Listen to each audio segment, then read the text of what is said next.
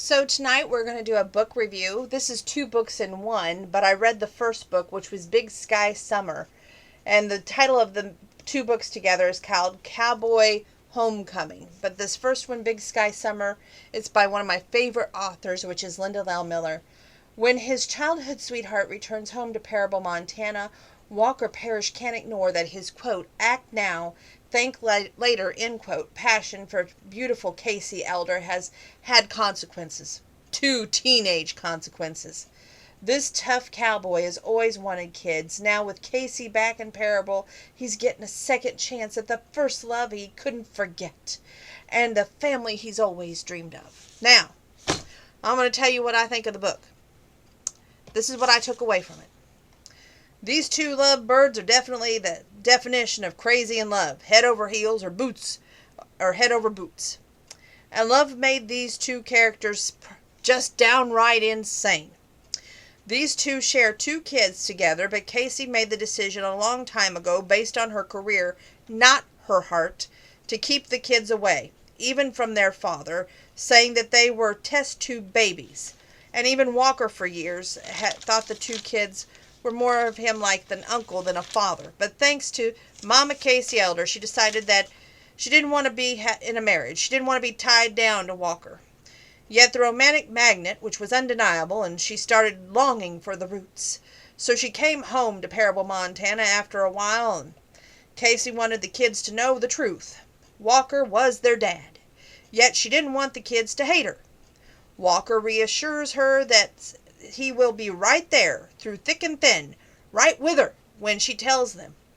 This is what I loved, how Walker didn't force the issue, like tell them or else I will. And he didn't want to take the kids away from their mama. I believe he didn't want to lose hope that someday they would become a family, those 2 kids and Casey. Walker and Casey set a time, high noon, which kind of remind me of, the old Western movies when they would meet outside the saloon at high noon. Anyway, Timber Creek Ranch, which was owned and operated by Walker. Around the kitchen table there, 2 kids sit awaiting anxiously for whatever was to be informed. Casey looked anxious to Walker and struggled with the courage to inform them, but finally does just that. Walker is their father. Shane takes the news just like a duck to water. He's so over the moon happy. Claire doesn't.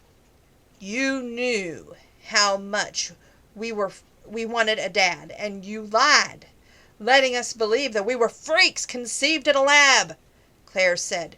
She hated both of them. Walker says, give her time, give her a few minutes, Casey. Let the news sink in. Shane starts asking right away if he can have Walker's last name, live with him, have a horse. Walker stops the boy and says, you belong to your mom.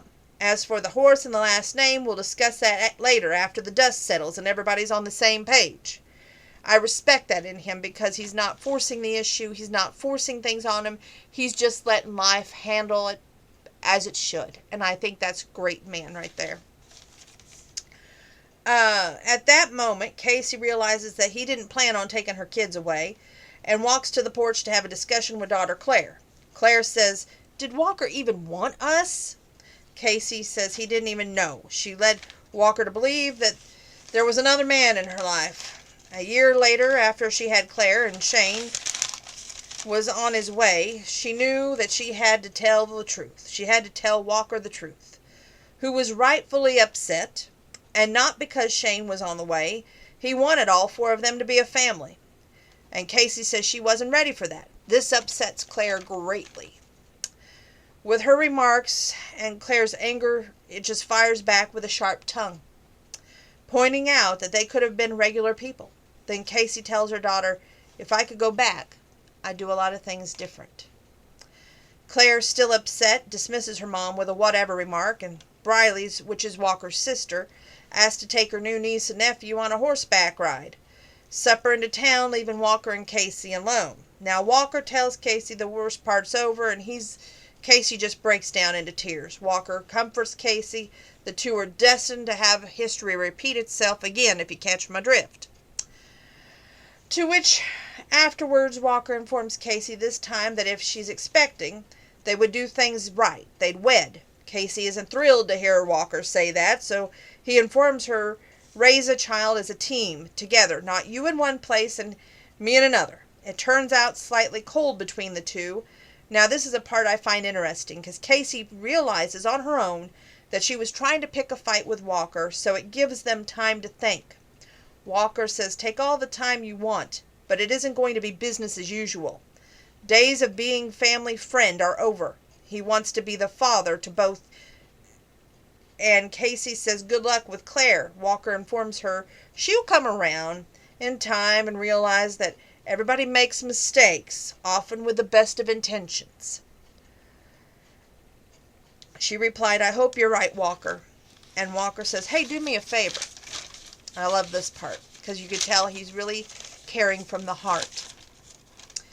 Don't go beating yourself up over this. You know, you've done what you could to make things right, and it took guts. You don't have to fight the whole battle anymore alone. He would like to help and let his sister Briley help take things as they come. Play it by ear, so to speak. She informed him that she needed time and space, but he was welcome to see his kids. She wouldn't stop him. That's where I'm going to end the book review parts, because I want you to pick up this book. I want you to read it. It's a very good book. It was an aggravating yet intriguing book. These two loved each other so passionately, they kept making all the right moves at all the wrong times. But in the end, it was a great book. So my book rating is a 7. And that's just on the first book. I'm about done reading Cowboy Redemption by B.J. Daniels. And that book review will come tomorrow night. So, what a great book. I love books like that. I love getting passionately drawn in and being like, oh my land. You can see where the mistakes are for other people, but if it was for your own life, you know, it's like, who knows. Anyway, everybody's like, when are you going to do your relationship abuse, da-da-da-da-da-da. I will probably do those, I keep saying tomorrow night. I will say in the future at this point, because I have to really be in the mood, and I'm going through a moody time right now. We're going through a lot of house improvements that I told you all about. That one improvement is actually scaring me all the thunder.